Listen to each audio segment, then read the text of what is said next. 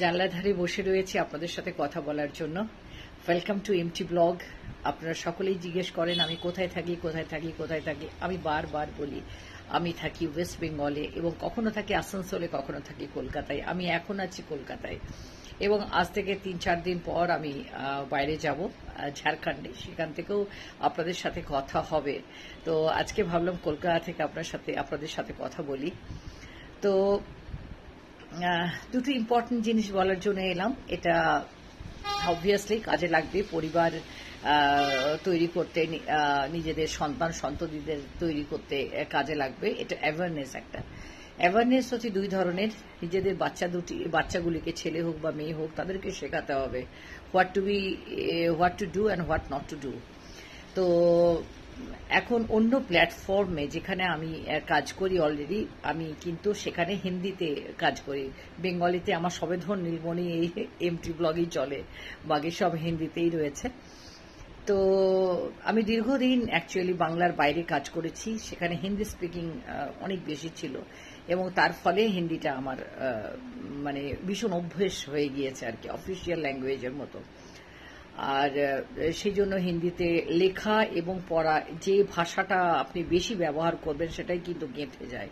যদিও বাংলা ভাষা কিন্তু আমার মাতৃভাষা, এবং আমি পড়াশুনো করেছি বাংলা ভাষা, কিন্তু আমার সমস্ত ক্যারিয়ারটা রয়েছে that is in English and sometimes in Hindi. তো সেই জন্য আর কি সব কিছুর মিক্সচার হয়ে গেছে। কিন্তু আই লাভ বেঙ্গলি। এই জন্য আই লাভ বেঙ্গলি, কেননা বাংলাতে আমার অনুভূতিটা অনেক বেশি। তো এনিওয়েজ আমি ফিল করি বাংলাতে। তো যেটা কথা বলতে এসছি আমি, যে অন্য প্ল্যাটফর্মে যে এখানেও কমিউনিটি গাইডলাইন্স দেওয়া রয়েছে ওয়াইটিতেও, যে আপনি কিছু জিনিস দেখাতে পারবেন না। কেন? কারণ কি এই গাইডলাইন্সগুলো দেওয়ার? সেটার জন্য যে যাতে আপনি তো ইনফ্লুয়েন্সার বা আপনি ক্রিয়েটার, আপনি যা কিছু ক্রিয়েট করছেন সেটা তো সমাজের জন্য, মানব জাতির জন্য, প্রকৃতির জন্য। সেটা কিন্তু it should be learning, teaching হওয়া উচিত। সেখান থেকে কিছু শেখানো যাওয়া উচিত, শেখা উচিত, এবং সেটা কিন্তু সবসময় ওয়েলফেয়ার, সবার যেন ভালো করে। এই যে একটা ইন্টেনশন আর মোটিভ, সবকিছু যে কোনো সৃষ্টিমূলক কাজ, সেটাতে কিন্তু এই দুটো থাকতে হবে। তাতে থেকে কিছু শেখা যায় এবং সেটা যেন ভালো করে। তো যে কিছু রিলস বগেরা তৈরি হতো আর কি ওখানে, তো সেগুলো এমনই যে বাচ্চারা দেখলে তারা কিন্তু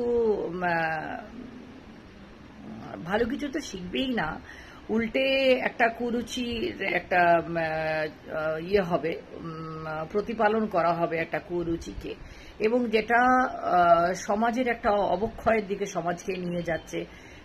এমন সমাজ মাধ্যমটা তো সব অনেক রকমভাবে কাজে লাগানো যায়। যে যেখান থেকে উঠে এসেছে সেইভাবে সেটাকে কাজে লাগাবে। তো আমি তাদেরকে দোষ দেব না, তারা হয়তো আনঅ্যাওয়্যার, বা তাদের কি দেখাবে বুঝতে পারে না, বা কোনো গাইডেন্স নেই।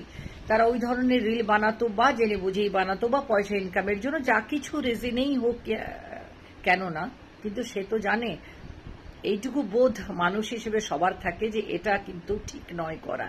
তো সেই ঠিক নয়টা যখন করে, তো সেটা যেটা দেখে আমি তো স্ক্রোল করে দিই। বাচ্চারা স্ক্রোল করে না, অনেকে স্ক্রোল করে না। আজকে যেটা দেখে আমি স্ক্রোল করছি, এরপরে ওটা খুব নর্মাল লাগবে। আজকে যেটা দেখে আমার খটকা লাগছে যে এটা তো ভালো না, এটা ভালগার, তো এটা ভালো না। তো এটা আমার রুচিতে ওটা আমি প্লেজার আমি পাই না ওগুলো দেখলে। কিন্তু যারা উঠতি বয়স বা এরকম, তারা তো প্লেজার পেতে পারে, বা অনেকেই পায় আর কি। তো এটা সমাজে যখন মেজরিটি ওটা দেখতে থাকে, লাখ লাখ মানুষ যখন ওপেনলি দেখছে এবং ওপেনলি চলছে, তখন এটা কি হয়, আমাদের সমাজে কিছু, এগুলো তো নিষিদ্ধ জিনিসগুলো সবসময় নিষিদ্ধ, কিন্তু লুকিয়ে ছাপিয়ে মানুষ করে। আর ওগুলো যখন আকাছাড় হবে, তখন ইট উইল বি নর্মাল, যে হ্যাঁ ওটা তো আছেই, এরকম একটা ধরে নেওয়া হবে।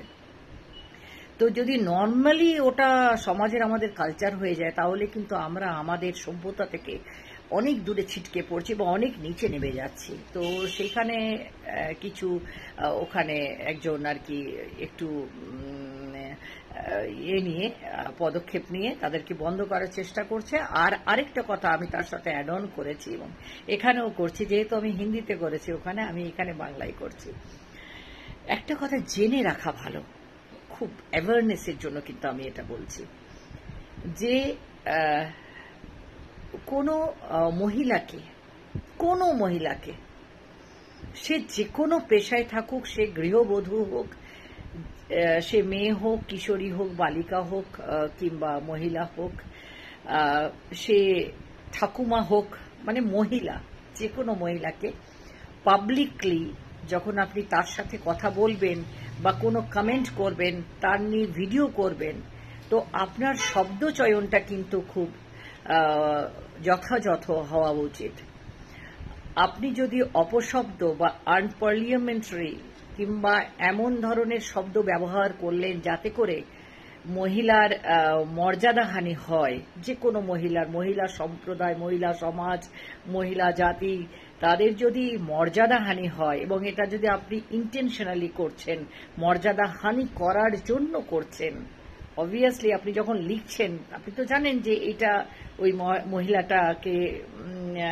মহিলাটাকে প্রশংসা নয়, এটা কিন্তু তার সম্মানহানি হচ্ছে, তবেই আপনি লিখছেন। আর সেই কন্টেন্ট নিয়ে যদি আপনি ভিডিও করেন, অনেক সময় করে, রোস্টাররা করে, তো সেটা কিন্তু একটা ক্রিমিনাল অফেন্স, একটা আইনি একটা কিন্তু অপরাধ, আইনগতভাবে ওটা কিন্তু অপরাধ, it's illegal, it's criminal offence, এটা অপরাধ, আইনের চোখে এটা অপরাধ এবং দণ্ডনীয় অপরাধ। পানিশমেন্ট আছে 3 years, 3 বছরের imprisonment with fine, and both either যেমন অফেন্স হবে। সেই জন্য নিজের বাচ্চাদেরকে শেখান, ছেলেরাও শিখুক, উঠতি বয়সের ছেলেরাও শিখুক, যে সোশ্যাল মিডিয়াতে আমি যদি কোনো কমেন্ট লিখছি কোনো মহিলার উদ্দেশ্যে, এবং সেখানে যদি আমি কোনো ফিলদি ওয়ার্ডস ইউজ করি যেটাতে মহিলার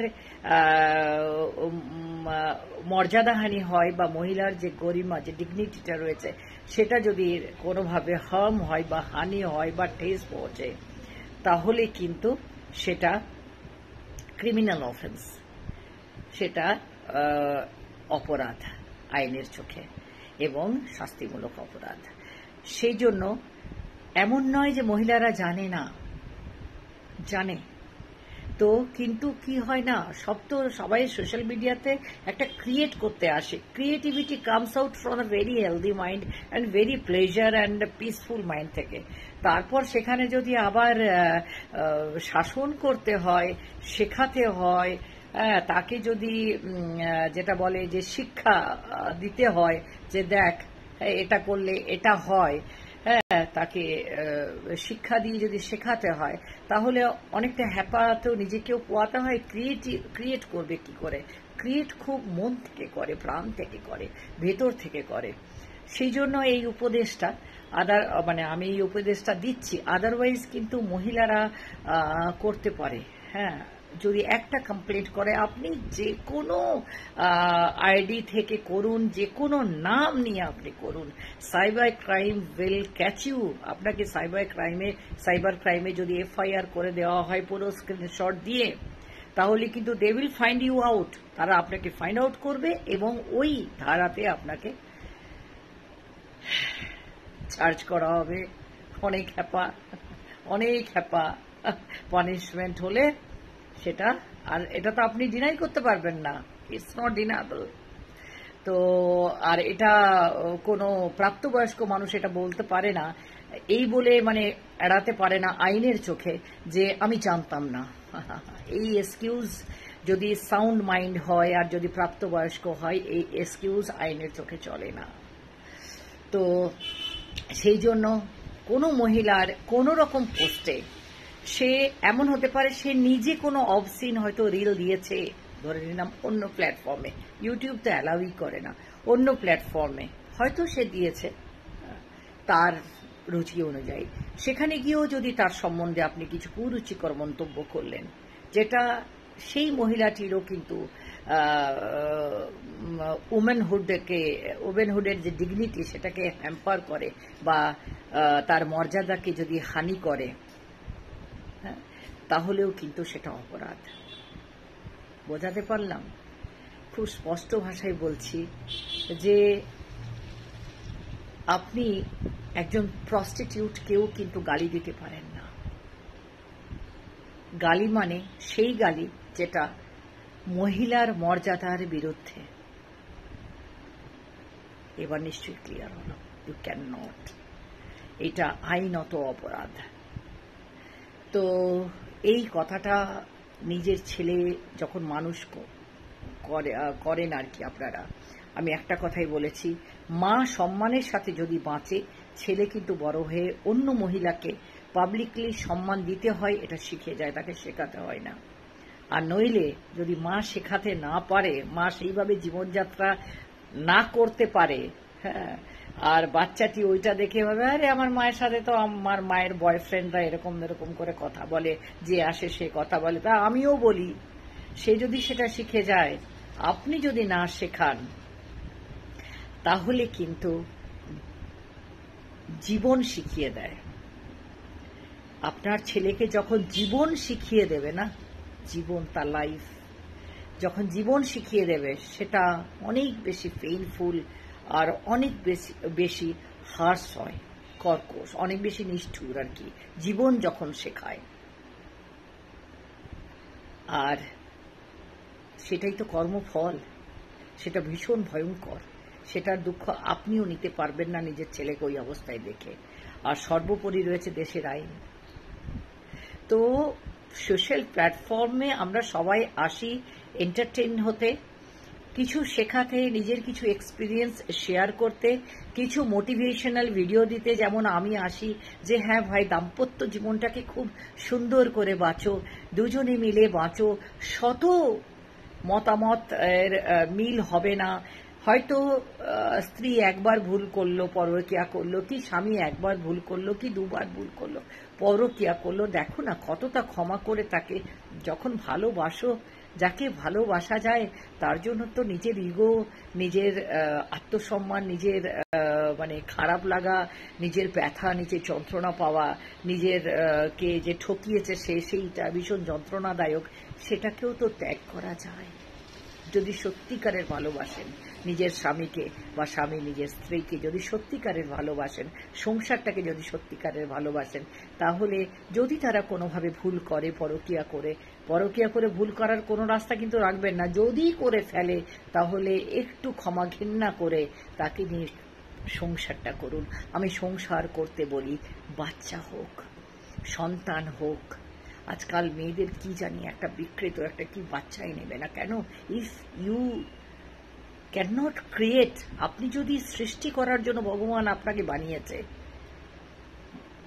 একটা নারীর যে শরীর, সেটা বায়োলজিক্যাল যেটা স্ট্রাকচার, সেটা ঈশ্বর বানিয়েছে সৃষ্টি করার জন্য।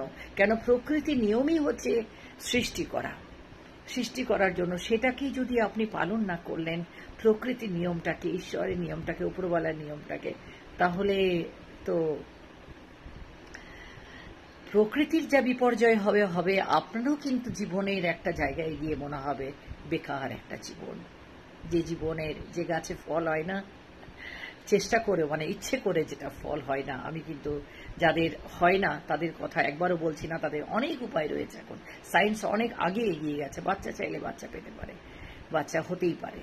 কিন্তু যে সংসারে বাচ্চা নিতে চায় না, সেই গাছ কোনো মূল্য আছে কি তার সমাজে বা অন্যের জন্য? প্রকৃতিতে কোনো ফুল, পাখি, পশু, মানুষ, কারোর জন্য সেই গাছের কি কোনো মূল্য আছে? সেই গাছে ফুল হয় না, ফল হয় না।